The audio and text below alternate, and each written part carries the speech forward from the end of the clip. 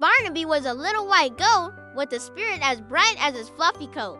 He lived on Farmer McGregor's sprawling farm, surrounded by clucking chickens, mooing cows, and oinking pigs. But Barnaby yearned for more than just a familiar green pasture. He dreamt of adventure every day. One morning, Barnaby noticed the gate to the south pasture was slightly ajar. This was his chance. With a little wiggle and a determined hop, he squeezed through the opening. It was a beautiful day, and the south pasture was a sea of color. There were hundreds of flowers, each one more vibrant than the last, and the air was alive with the sound of busy bees. Barnaby had never seen so many colors up close. He cautiously sniffed a daisy, and a bee zoomed past his nose. Startled, he jumped back and nearly tripped over a bumblebee twice as big as he was. It buzzed angrily, and Barnaby bleated, "Buzz off, you big bully." The bee ignored him and flew away. A little further on, Barnaby discovered a babbling brook. Over it, dragonflies zipped and dipped.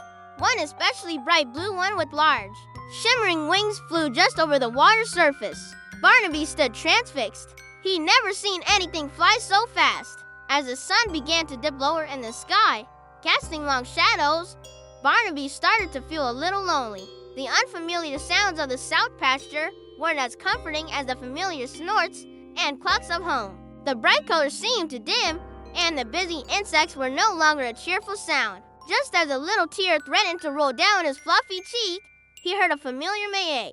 It was his mother. Barnaby followed the sound and saw his mother's worried face. She nuzzled him warmly, and together they walked back towards the familiar barn. Its windows glowed softly with the light of the setting sun. Inside, the other goats greeted them with excited bleats. Barnaby was happy to be home. His heart was full of the day's adventures and the memory of the beautiful blue dragonfly.